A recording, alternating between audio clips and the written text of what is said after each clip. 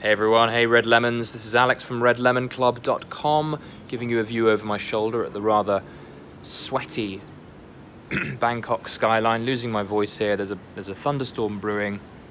I wanted to talk to you today about dreams and goals and sort of envisioning your future. I think we need, as creative people and people running our own businesses and doing our own thing, we need to continually maintain motivation. We need to continually sort of pep ourselves up as often as we can. And I find that writing down goals every morning and every evening, if possible, on a legal pad or a pad of paper is a really good way to maintain that vision of the future, to maintain that vision of what could happen, and to maintain that excitement in what could and what is possible.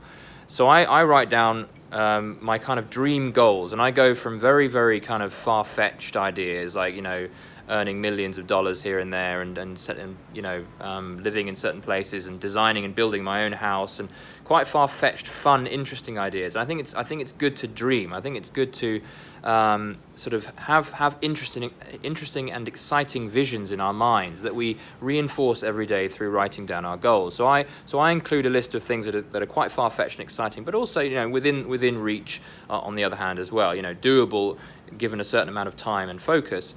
And then other goals that are more short-term and are more reachable and slightly more reasonable, but still a bit of a push, obviously. So it's a list of things that excite me, that interest me, that keep the dreams alive. I think as we move through a chaotic and busy and distracted world, it can be very easy to lose sight of our dreams and our goals as well. We focus on the now and then the past, and the present moment is obviously very much encouraged. But I think there's a huge power behind setting our goals, especially the exciting ones.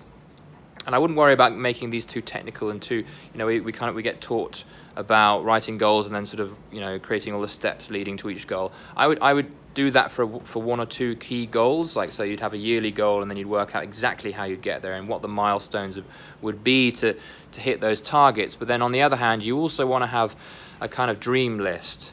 Not necessarily like a bucket list, although you could see it as a kind of a bucket list, but a list of all the things that you're kind of excited about that you reinforce every day, and you rewrite them, and you might change the list as you kind of go, and this is going to evolve over time. But you want to have some movement forward, and you want to have a way to sort of physically write it down as well, I would suggest. I mean, you can type these down, but writing them down really kind of makes the whole process physical. Like you start to sort of, I don't know, you get people talking about this. The physical aspect of writing down things tends to sort of absorb more into your very physicality, and I see some truth in that. I can understand how that works, because you're writing it down and it's becoming part of you, and you're reinforcing it, and it becomes a habit.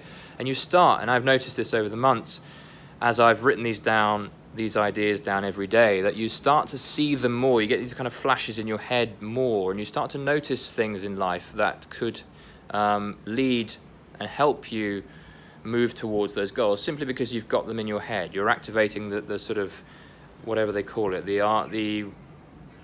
residuals. There's some special term for the idea of activating certain ideas and visions in your head frequently, leading to you noticing things related to those things more often. Reticular activation, I think it is. Reticular activation. So that's something that comes from writing down things every day, in the same way that you'd write down your the lines on the chalkboard at school when you've been naughty. You can do that with goals, and you will start to reinforce those ideas.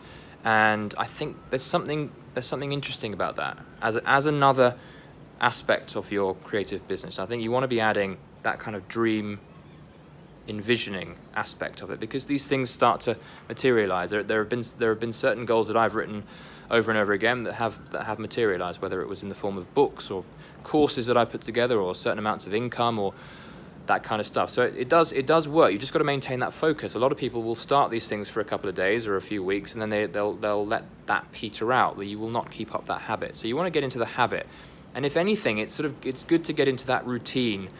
It's something to look forward to. I always look forward to writing down my goals now in the morning. It's part of my morning routine. I'll get up, I'll try and do a bit of meditation, I'll write down the goals, And it's fun to do because you get a chance to sort of play a little bit, play around in your, have an adventure in your mind as to what is possible and what is exciting about where you're heading. I think we all need that. So on top of having a mission and a purpose, which is really important, have those dream goals and write them down every morning and ideally every evening before you go to sleep as well. So it sort of sinks into your head before you go to sleep. Dream goals. So they can range from the pragmatic, more short term, the stuff that you might want to get done within a month or 3 months. That's all good stuff. But it can also be stuff that is further down the line for you. But I think that's and I think studies have shown this is the thing that sets apart the really motivated, driven types. They will write down their goals and they will allow themselves to keep dreaming. When we were kids, we always dreamt and we played, and that kind of thing tends to get forgotten by many. It's something that we push aside because we don't see it as particularly rational or adult. But I think it's a good thing to do. I think it's good to maintain that childish wonder. That is the thing, that the seemingly insignificant stuff, the seemingly childish and pointless stuff is usually the most important. So allow yourself to dream, allow yourself to play every day. Give yourself that time, that 5 minutes, that 10 minutes to just dream and write down what it is you want, what it is you want to do with the world, what kind of an impact you want on the world. So it's not just me material stuff, although you can feel free to chuck in as many material stuff in there as well, but mix it up a bit. What are you going to bring? What are you going to turn yourself into? What exciting things can you become? Where are you going to push? What direction are you going to move in terms of your potential? And what kinds of exciting things are you going to bring into the world that the world will love? Write them all down, fill a page, do it a couple of times a day, and you'll start to notice things in life show up that are related to the steps required to move towards those exciting goals.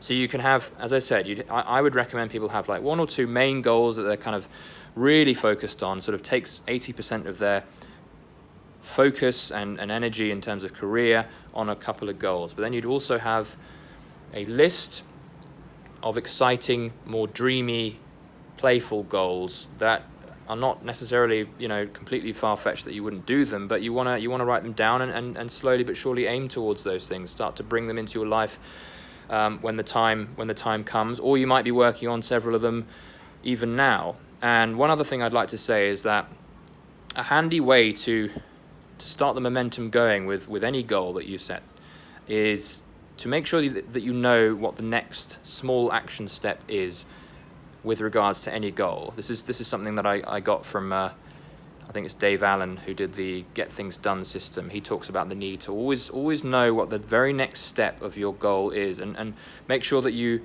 even for the big dream ones, you know what the next step could be, so that you've got the next step right in front of you for all of those goals. So you've got nothing stopping you actually moving towards all of them. Just make sure that you have your main focus goal and you know exactly what that key goal is, but then start moving towards those other ones, those exciting ones as well. That'll keep you motivated. It's a nice little motivation hack, and it sort of keeps you focused on the future, rather than what all these gurus say, which is focus on the present. That's good too, but focus on the future as well. That keeps you moving forward. Hope that helped, guys. Make sure that you go to redlemonclub.com to sign up to the newsletter. I share all kinds of bonuses there that you don't get anywhere else, to treat my subscribers. You'll get a free ebook when you do. Make sure that you do that. Go to the Red Lemon Club shop as well, redlemonclub.shop. I am currently I'm selling my Joining the Dots book. It's a color book signed by me. It's a limited edition run. I might not necessarily be printing any more of those, so they're going to be running out soon. Click on the yellow book, Joining the Dots. Buy yourself a copy today, and you won't regret it. Thanks for listening, guys.